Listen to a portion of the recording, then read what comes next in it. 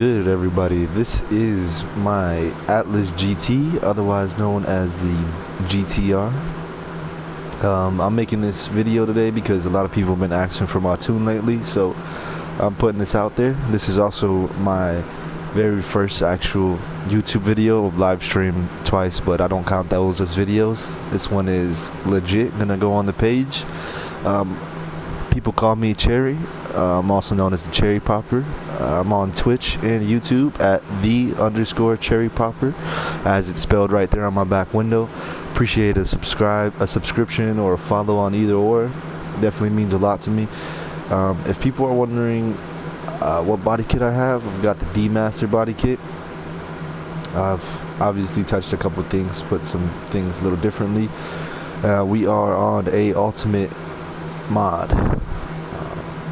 If you are interested, my boy the average fat guy, look him up on YouTube. He set me up with the livery, you know what I'm saying? I'm gonna try and put his link in there so everybody can definitely go and give him a sub. He's great. He's a great drifter. He's great at making liveries. My boy's just a beast all around. Definitely worth a follow and a subscription.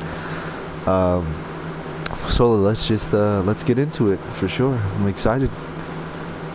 So for the suspension, we have 8 in the front and we have 5 in the rear. Front spring stiffness. I'm gonna fly through these a little bit. You can definitely pause the video and mess with it as you'd like to catch all of them. Front spring stiffness 130, rear spring stiffness 70. Front damper fast bump 3680. Rear damper fast bump is 2810.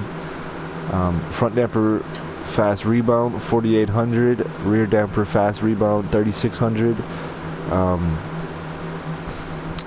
Front damper bump 9130. 9130, my bad. That's a little bit of a tongue twister. Rear damper bump 4000. Front damper rebound 15,250. Rear damper rebound 8900. You can put the rear toe at negative 0.00. Mine's at negative 3 because that's as close as I can get. Your front toe, you could have it at negative 30. I've gotten as close as I could get. Front camber is negative 6.17. Rear camber negative 2.33. Again, try and get these as close as you can. Front anti-roll bar is at 30. Rear anti-roll bar is at 0.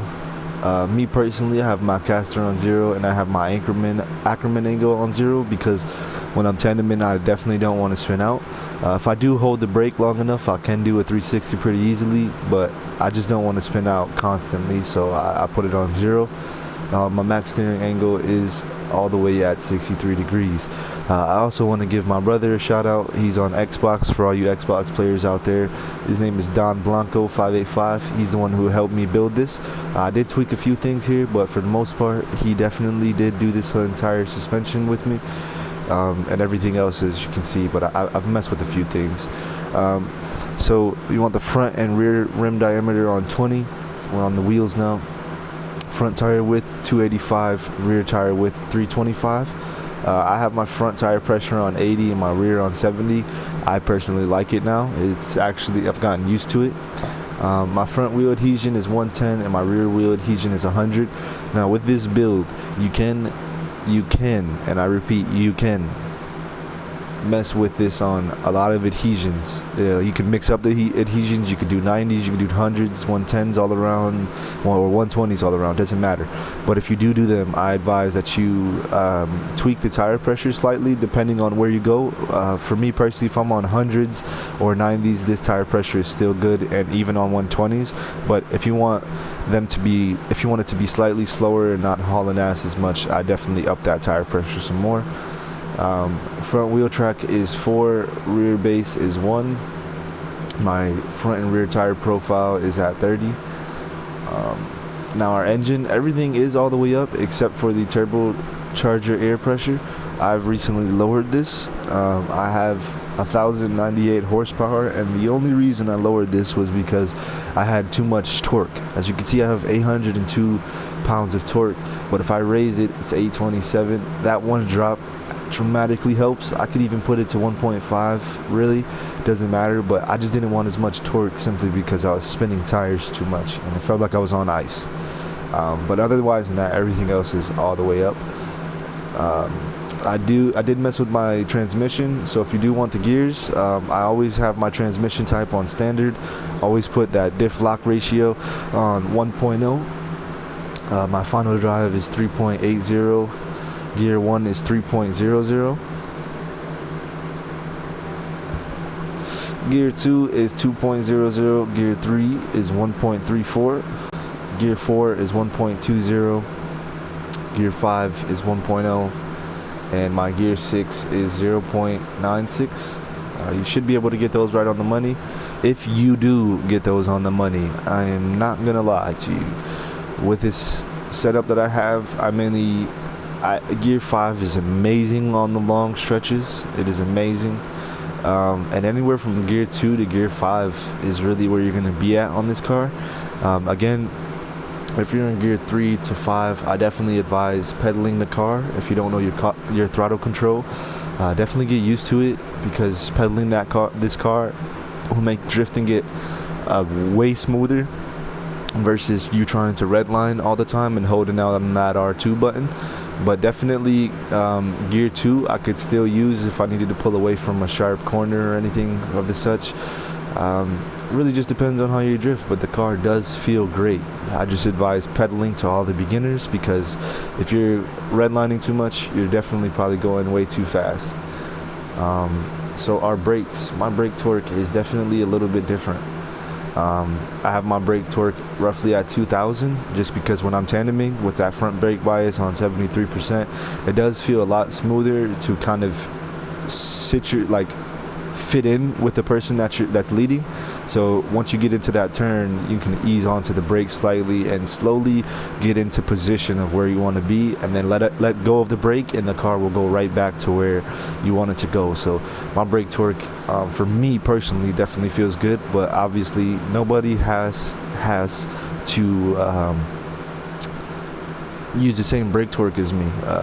You can mess with the things that you want. I know the most important part is definitely the suspension and the wheel fitment, and the transmission. Other than that, feel free to mess with what you want, especially the adhesion.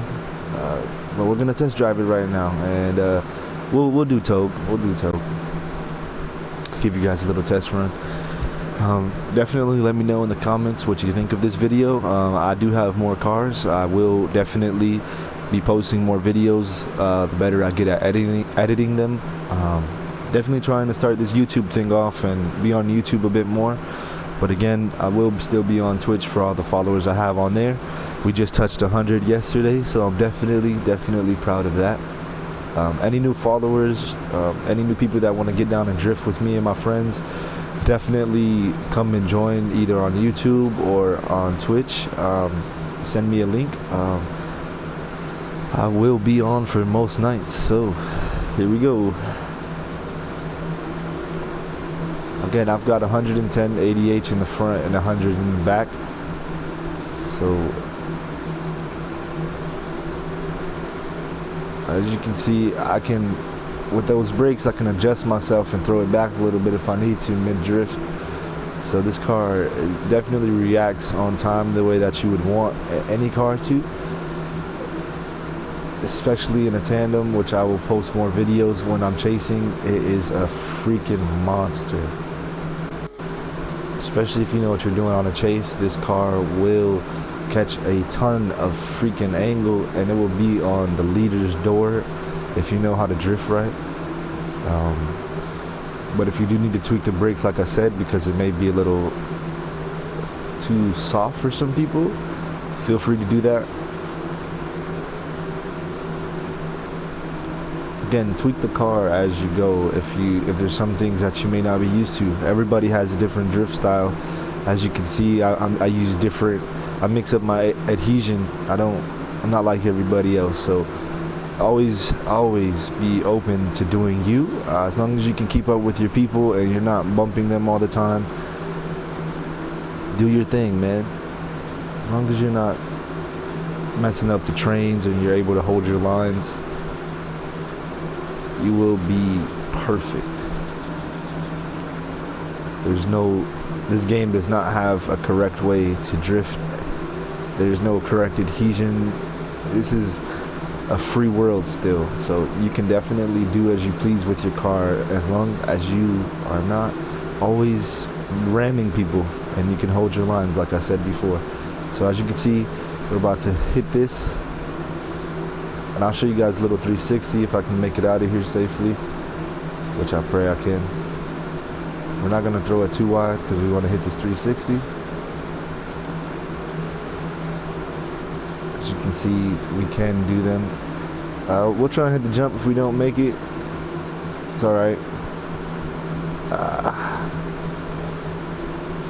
But yeah, this is the video. I hope you guys definitely enjoyed it. Again, let me know in the comment sections down below if you want me to make more videos. I definitely have some more cars that I think you guys may be interested in. They'll also push me to work on more cars and make sure that they're tuned to perfection. So please let me know what you think down below. And if you do follow or subscribe, I definitely appreciate it, man. Much love. Peace.